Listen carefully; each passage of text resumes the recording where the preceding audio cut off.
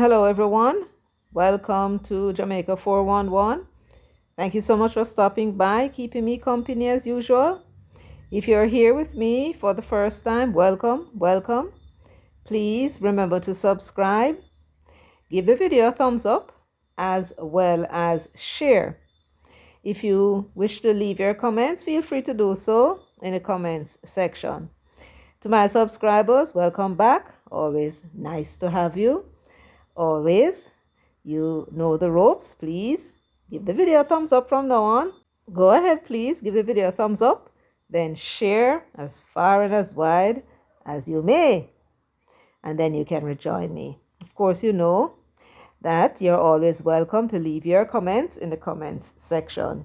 And of course, I thank you all in advance. Yes, showing my appreciation. Now that you're back with me, let us get down to business. So, why have I troubled you today? Well, with all the excitement that is going on in the PNP, and I don't know how I cannot trouble you. Yes, letter came out today revealing what it was that Mark Golding said to Lawrence Rowe on Friday. In any event, the letter was dated Friday, January 10, 2025. Now, Cliff Hughes, you imagine, has much to say about this letter. And so what we'll do, we'll turn to him now and hear what he has to say. Then I'll return with my own analysis. What do you say to that? Agree? Great. All right now. So let's listen. The other story this morning, of course, is the $15 million PNP hush money scandal. Yeah, the hush money scandal that the People's National Party is facing this morning. In our system of governance, you know,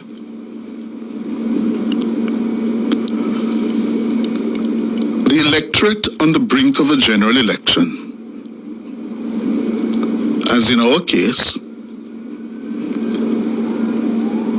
have 9 years, 8 years, 9 years on which to assess those who have been in power and how they have been exercising power, what they have been achieving, how they are governing. For the opposition, it's not so clear-cut because they're not in government, they're not in power, but they're part of the process of government. They play a crucial role in holding the government accountable. And the Mark Golding-led People's National Party in opposition has been hammering the Andrew Holness-led administration of the Jamaica Labour Party for what they're calling their failure to engender trust and confidence in how they're sought to govern, accusing them of blatantly being corrupt, being the most corrupt government in the history of Jamaica.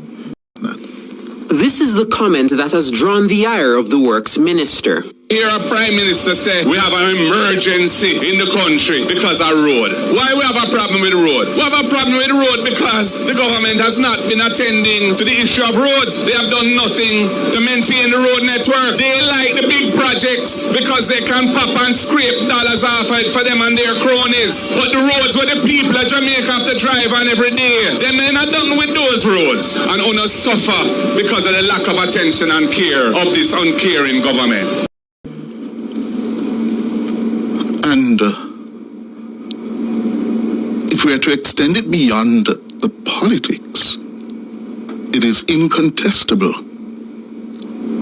that the country has a problem with governance, how we award contracts, how we hold people accountable in performing contracts. We have a problem in terms of how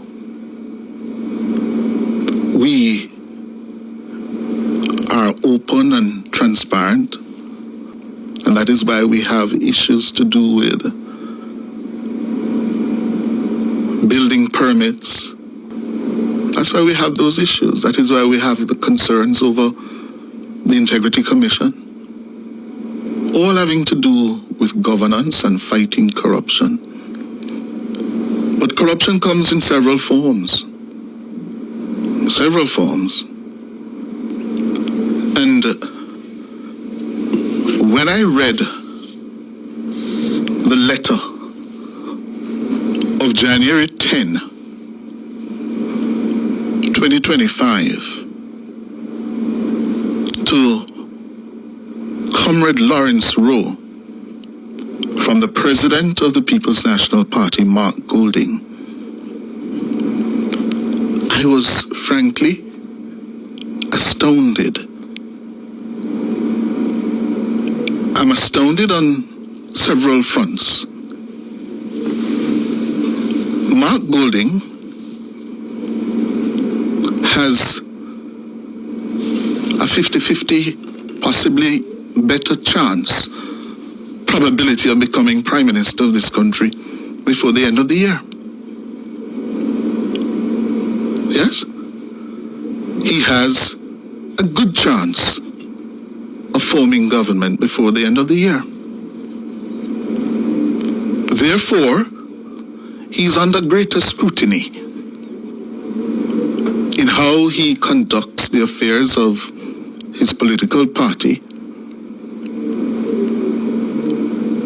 whose personnel he will have to call upon to form government and run and conduct government.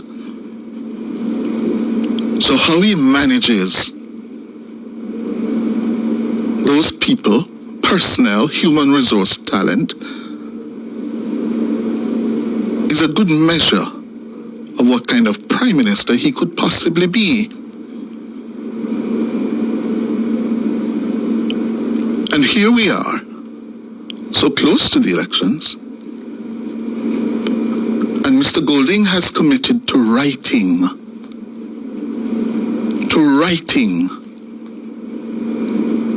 this letter of January 10. In the letter,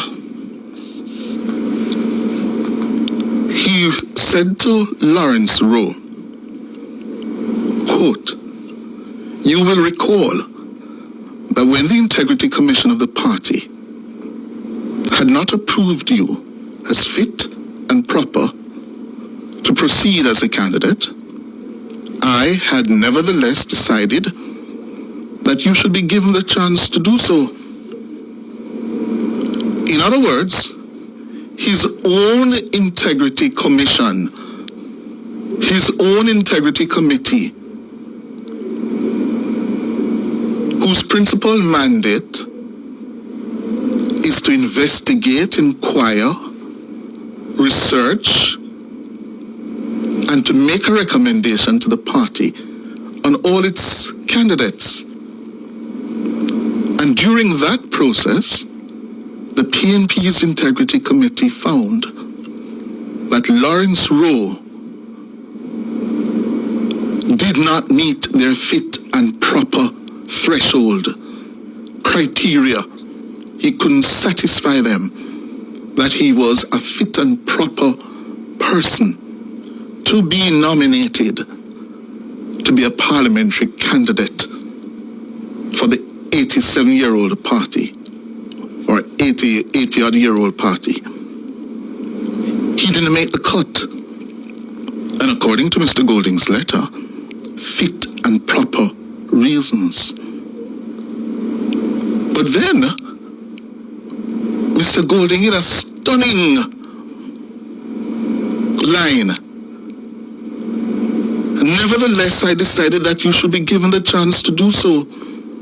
However, the deplorable condition in which you have left the constituency office, after removing your installed windows and doors, together with your stated insistence that you will leave the party if you are not the candidate, make me realize that the Integrity Committee were right." And then he goes on. He goes on, "As previously discussed, If you do, and what is that do?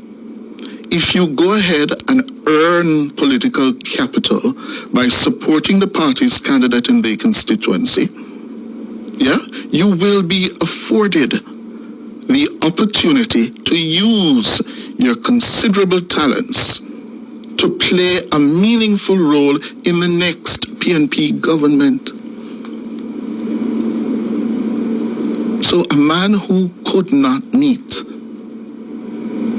the threshold, the fit and proper threshold to be a candidate for Parliament, you're offering him a position in government. And what is that position? According to Mr. Rowe, that position, based on Mr. Rowe's Facebook posts on December 30, he said, this happened on December 30. The Facebook posts were done last Saturday. The General Secretary called to inform me that the party leader had committed to the following: one of 13 Senate appointments, board membership at a housing agency, and $15 million in resources. $15 million in resources. Interesting choice of words. Resources, not cash. So it could be a blend of cash and materials and whatever. But what is astounding for me is that Mark Golding, who is not yet Prime Minister-elect, it's like Donald Trump is President-elect, Mark Golding is not Prime Minister-elect. Mark Golding in this letter promises a man who, according to Mr. Golding, is not fit and proper to enter the Parliament as a candidate on behalf of the People's National Party. Lawrence Rowe, according to the letter here from Mr. Golding, is not fit and proper. He says in the letter, the Integrity Committee did not approve you as fit and proper to proceed as a candidate, but nevertheless, I decided that you should be given the chance to do so. However, and listen to the reasoning, the deplorable condition in which you have left the constituency office after removing your installed windows and doors, together with your stated insistence that you will leave the party if you are not the candidate, made me realize that the Integrity Committee were right. Oh? That is the reason? Well, the Integrity Committee didn't know about any vandalizing of the constituency office, nor his insistence that he would be leaving the party after being told, no, you won't be the candidate. The Integrity Committee did not know of those reasons. It would have had to use other reasons to come to its decision that Rowe is not a fit and proper person to represent the People's National Party in a parliamentary election. And on that basis, they said to the party, don't go with him. And Mr. Golding, in a display of poor judgment, questionable judgment, decided nevertheless to go with him. And the same Mr. Golding who says, you have proven the Integrity Committee right, now turns around in the same letter and writes, as previously discussed, if you remain loyal to the party, stay with the party, you will be afforded the opportunity to use your considerable talents to play a meaningful role in the next PNP government. What do we have here?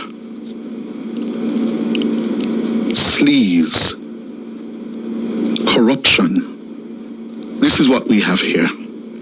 Sleaze and corruption. Nothing less, nothing more. You commit this to writing, Mr. Prime Minister-elect? Because he was beginning to behave as if he's beginning to behave that he's Prime Minister-elect. So according to Lawrence's Facebook posts, on December 30, the General Secretary called to inform me that the party leader had committed to the following: one of the 13 Senate appointments. So he's not fit and proper to contest a parliamentary election, but he's being promised a seat in the upper house of Parliament. What madness! What can go so? What can go so? He's not fit and proper to contest as a parliamentary candidate, but you turn around and is promising him a seat in the upper house, the review chamber of the Parliament, the chamber that is to review legislation coming from the lower house. What do we have here? He's not yet Prime Minister. He's not yet Prime Minister-elect. And he's offering Senate appointments. What else is he offering for sale? $15 million, a going price to vacate a seat. So how much can I get a seat for? 30? Twice the sum to vacate? That's a very good question, Cliff Hughes. If you're prepared to pay money for someone to vacate a seat, then why should you not ask for money from somebody to occupy a seat? For example,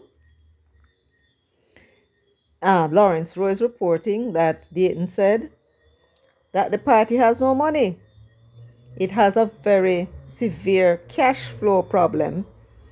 And cash flow means there is not enough money coming in to pay them bills. Not the light bill, not the telephone, not the water, not the staff. So them struggling. Karen Cross said in her live, not Augusta, don't believe them. Trick them, I try to trick, I suppose, somebody, maybe the Labour Party, to call an election. But you're telling the candidates, we understand that them not have no money. So where would this $15 million come from to pay Lawrence Rowe? And remember, them remove Shaka, that is a guy, Colin Bell, in East Portland. They removed that fellow named Manley Clark in Northwest St. Anne to replace him with another riser, Gabriella Morris. They changed someone they had confirmed for Central St. James. I do believe it's Walton. So they changed him and they installed Janice Allen, who's a senator now. And they also changed the young man, I believe his name is Ian Stevenson, in Southeast St. Elizabeth, and replaced him with Norman Scott. Let's see who else they changed. So, and they also changed the young man who was running for South Trelawney. He's now the councillor for Duncan. So they changed him for Paul Patmore. They changed the candidate who was supposed to represent the PNP in Southwest St. Anne for Danishka Williams. They changed the candidate for Southeast St. Mary. Let's see, Ferguson, I believe his name is, for Chris Brown. They were forced to change the candidate for Western St. Mary because he had gotten himself into some mix-up. And the person who is there now is Woodbine. They were also forced to change Dennis Meadow, who at the time was a candidate for North Trelawney because of some comments he made. Yeah, man, him support Chopper. So they changed him, and Wickham McNeil is now the candidate. Remember, Wickham lost the seat in Western Westmoreland, and for some reason, don't feel he can represent them, but he want to represent the seat in North Trelawney. I don't understand that one, but that is what is happening. They changed the candidate in Daly's seat. His name, Anthony O'Connor, a big riser. They changed him, and if I remember right, it's Wavell Hines that is representing that seat now. And now they're removing Lawrence Rowe to replace him with Steve McGregor. I counted 9 plus the 2 forced. That would be 11 changes in all. So at the rate of $15 million to vacate a seat, and you multiply that by the 9 that the party removed. But then I think we should add the young fellow in Eastern Westmoreland as well. Yes, that's the one that Dayton Campbell replaced, that young doctor. Yes, I'm quiet now. So I guess we should count him in too, so that will be 10. So 10 by 15, I don't know what you got. What I got is $150 million. The PNP would have forked out. I would say, I can't say maximum either, because some persons may demand more in order to turn around and start to support the candidate that is replacing them. That is the key. In order to ensure that you don't have disruption in the constituency, that these persons were building and getting the organization going, in order for you to replace them, you need them to turn around and support your candidate that you're replacing them with. Then the comrades may not be so quarrelsome, because they see that the man that they want to represent them is being pushed out, but then here is the guy or the girl walking with the candidate. Now we know what that is about. Now we know what that is about. Hush money, support money is what they were paid to toe the line, walk with the candidate. And one can see at the rate of $15 million times 10, that's $150 million. Now, the question is, does it even make sense for a party that is strapped for cash always to be forking out $150 million to buy the person's loyalty and to compensate them for the loss of the income? Because remember, it's $12 million now, you know, that an MP is getting. And at 5 years times 12, that's $60 million you're asking these people to give up. So you're going to have to fork out some nice money. And evidently those who are well pleased with the money, they used to walking up and down behind the candidate. So now we know what that means. But at the rate of $150 million for a cash-strapped party to be removing people to put in who they want, does it make any sense that that should come from the coffers of the party when it broke and it has staff to pay and it has bills to pay? No. And therefore, what I believe is happening is that the money that is paying for the seat is indeed coming from those who are going to benefit from the seat. Don't it make sense? Where party will get money from? Especially when Dayton told the young fellow, Lawrence Rowe, on the 30th of December 2024, according to him, that the party has a severe cash flow problem. Indeed, the actual words that Lawrence Rowe used were that the party was experiencing a cash flow crisis. Those were the words he said Dayton used to him. Who to tell? Maybe it is Bunting who is drawing for him checkbook to pay the party's bills again.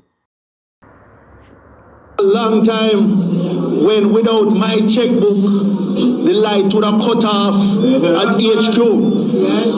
The phone would have cut off. So it is highly unlikely that the money is coming from the PNP to pay for those seats. It makes more sense that the man who is going to be benefiting from those seats and earning some tall up money, if they manage to get into the house, at them pay the $15 million and whatever other sums of money for the seat. Why would the party put somebody in a seat and then pay, get money, get donation, and pay for them to go into that seat? Why would they do that? No. Let them come up with them own money or them own sponsors who is prepared to give them the party some money for them to have the seat. So when we were speculating about what happened in East Portland with Colin Bell and grumbling at first and then suddenly start to walk with the candidate, I think we kind of understand what that is about, right? That would be Isaac Buchanan. And Vibes Cartel took him on the stage at the PNP, and then all of a sudden the PNP put him in the seat. So that when Cliff Hughes said in the last part of the clip that I played, right, how much is it to buy a seat if to vacate a seat is 15 million? Good question. That's a very good question, especially when you consider that if they succeed in the seat, they'll be earning $60 million over the 5-year period, whether the PNP is in government or in opposition. Then the question is how much they would have paid. You'd have the money for the seat and how much was paid over to the party. Because if you're going to be buying something, then obviously you'll be inclined to sell something too. So the question we must ask is whether or not the People's National Party is selling the parliamentary seats. It's a legitimate question. If you are prepared to pay somebody to vacate a seat, in other words, you're buying the seat from that person. Now that's what it amounts to. Then if you're buying, why would you not be selling? That's the other part of buying. It's the opposite of buying is selling.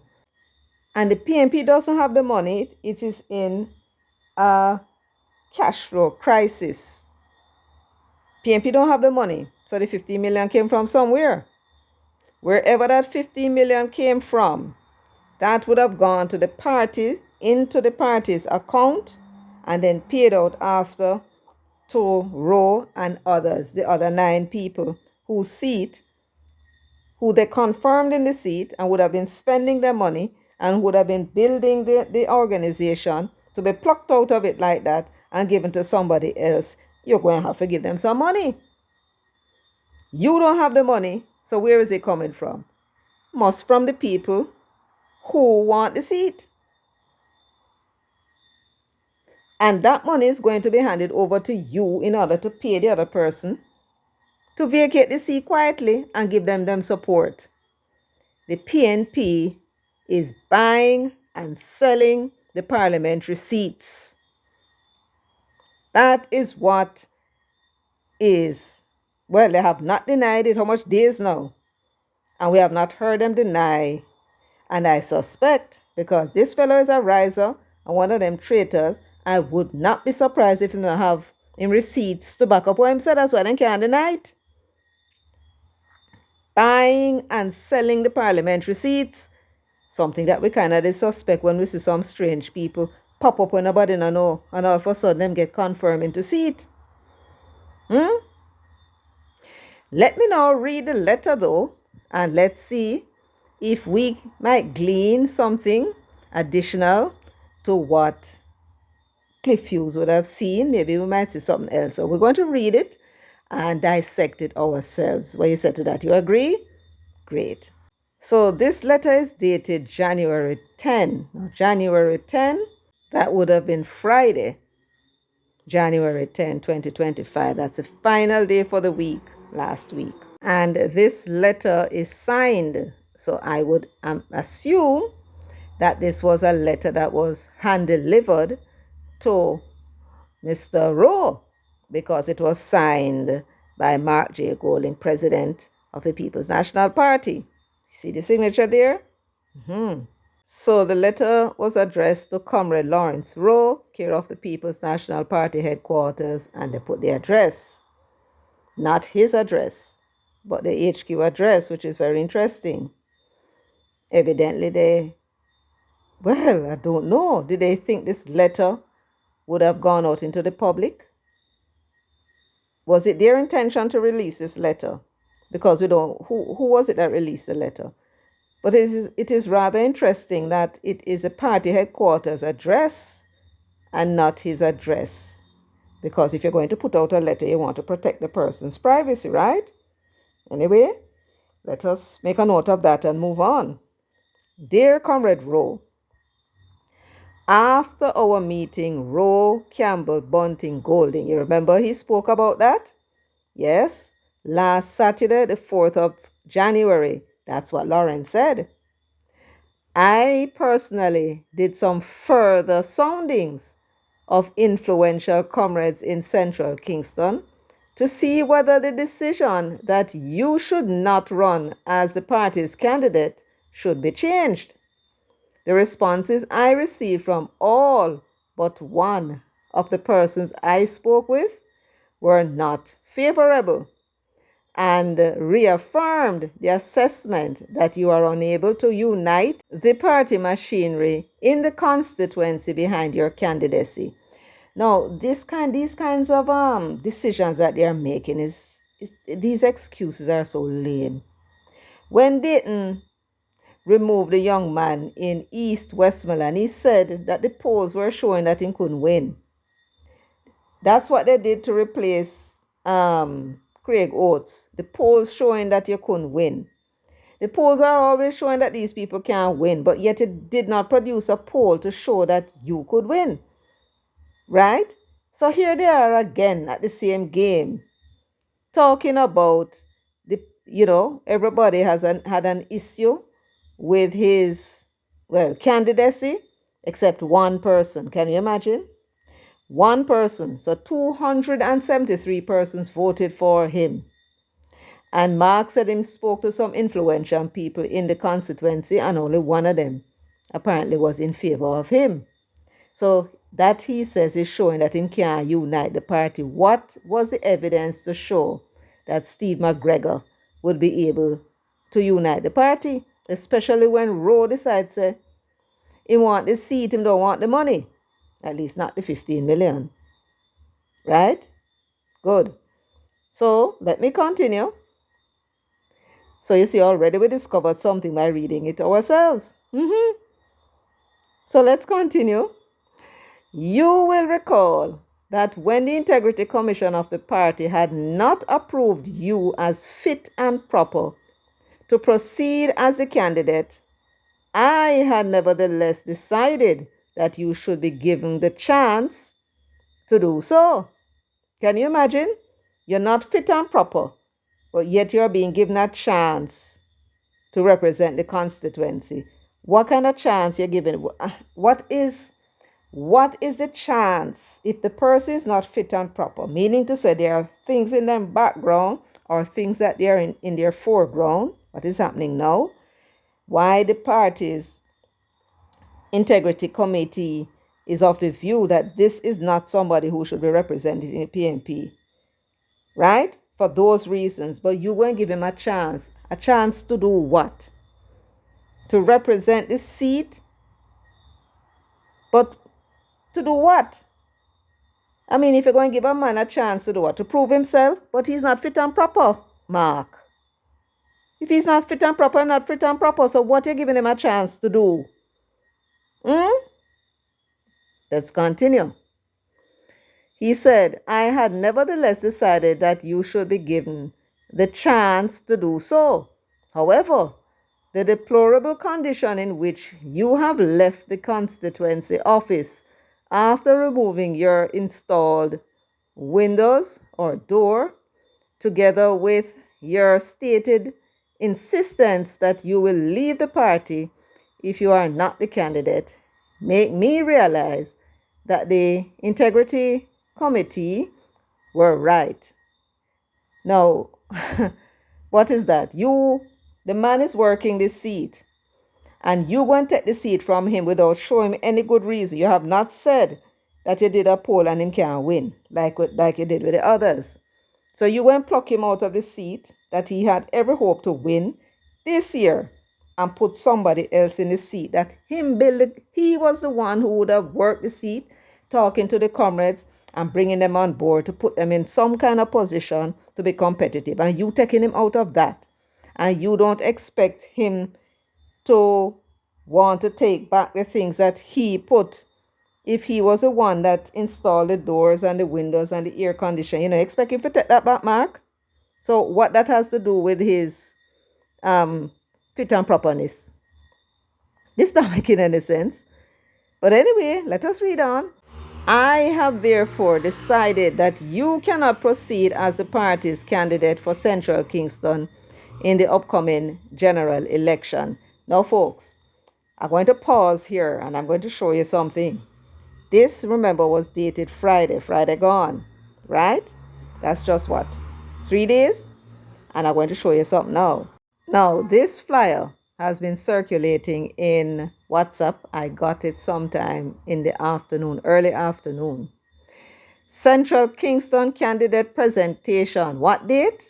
Wednesday, the 15th of January. That's 2 days from now. Today is the 13th, tomorrow's the 14th, Wednesday is the 15th, right? Look at where they say it's going to take place and who. Comrade Steve McGregor, Central Kingston at 6 p.m. Venue, 14 North Avenue, PNP, Constituency Office. Now, which constituency office I'm talking about? Is that the one in Central Kingston? Because if it is the one in Central Kingston, that office was vandalized. So how am I going to be going to that office to have the installation? This must have been printed before the office was vandalized. And I'm wondering if the young man, Lawrence Rowe, knew, and that is why he took out him something out there to sabotage him, because he's a saboteur.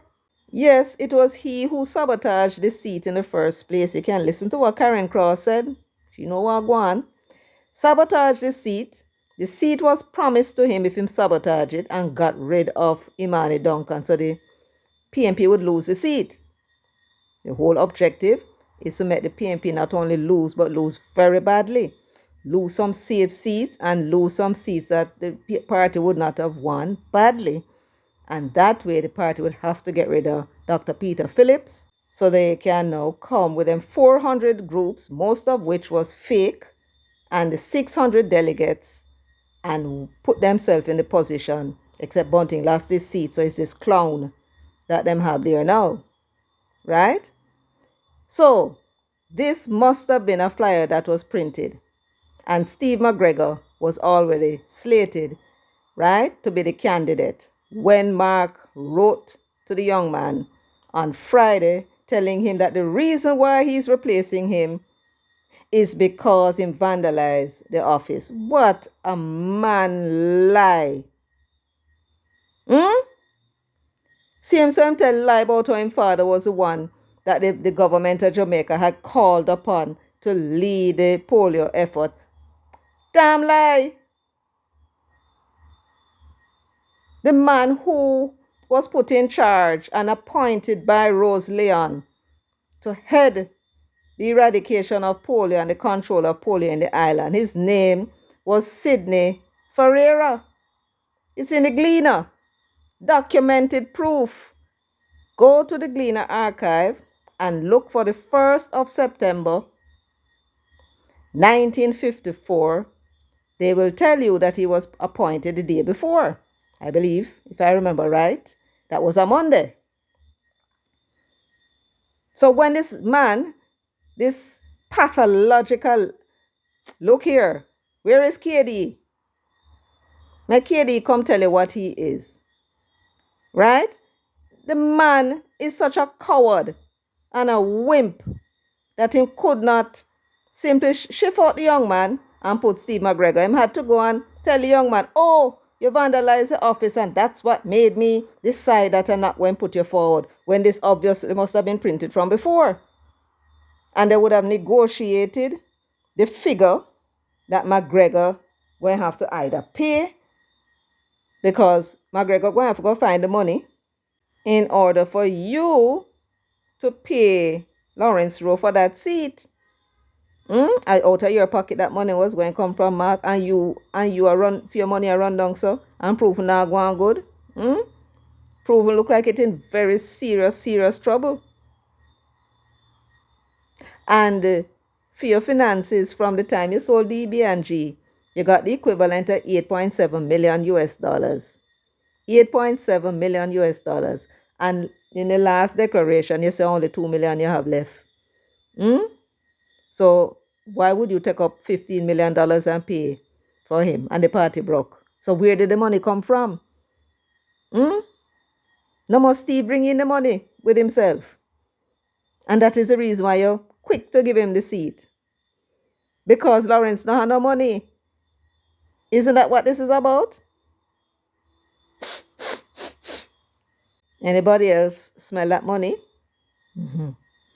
Mark Golding went on to say, it is my sincere hope that despite the deep disappointment that this decision has occasioned, you will, in the finest tradition of comradeship, put that disappointment behind you and earn considerable political capital by supporting the party's candidate in the constituency to ensure our victory there. As previously discussed, if you do so, you will be afforded the opportunity to use your considerable talents to play a meaningful role in the next PNP government. Now, remember, Mark said, as previously discussed, if you do so, you will be afforded the opportunity to use your considerable talents to play a meaningful role in the PNP's next government. Right? As previously discussed. And what it was that Lawrence said was discussed, he's going to get a Senate seat out of the 13. He's going to be on the board of one of the housing agencies, and he's going to get $15 million. Plus, he's going to get another spokesperson position. That is what Lawrence said was said. And here is Mark referring to something that was discussed. In other words, he was promised something. He not mentioned here, but Lawrence said what it was, and we have not heard a denial. Right? So this man who is not fit and proper, meaning to say the party must have found something and know something about him that made them determine he's not fit and proper. Not fit and proper to be in the lower house. And him destroy the party property, and therefore now he's not fit and proper, but you're going to take him and put him in the Senate. Of course, the young man don't believe you. You tell him if he sabotage his seat, or you promise him that if him sabotage his seat, or let me put it another way, you promise him that if Imani Duncan lost the seat, he would get it. So he make sure that she lose the seat. Because that's what you wanted him to do now, saboteurs. And now that him have the seat, you take it from him now, promise him something else. Then you really believe that the young man not going to believe, you. He's only expecting that 15 million. Or more, if he demand more. Because if he know things, he can demand much more.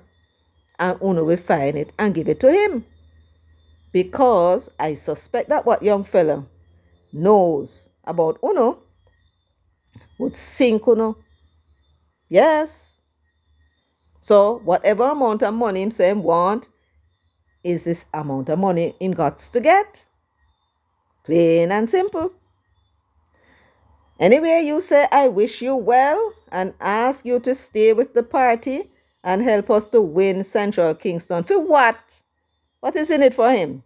You will have a bright future if you can earn the trust and admiration of us all by learning and growing from this experience. Imagine that. So the man trusts you. You pluck the thing from on them feet, and now he must trust you that you're going to give him a bright future. Well, Mas Lawrence, as my late father would say, if you believe that, you will believe anything. There ain't nothing for you, my son. Them promise you once, and them clearly think you're a clown or an idiot. That you took the promise, they broke the promise, and then you're going to go trust them again. And what is more, they are trying to make out that you are at fault. Are you of your fault why you lose the seat? Them take you for claffy, my son. But in that case, them in more danger than many of us would realize, because if you are really claffy for true and your feelings still hurt, chances are you're going to dump out some things on social media that going to damage them. Yes, that's what claffy is doing now. And since them take you for claffy, why not live up to the name? Anyway, folks, that's all I have for you today. Thank you so much for joining me, for sharing, liking, subscribing, and leaving your comments in the comments section. Until next time, take good care of yourselves and walk good.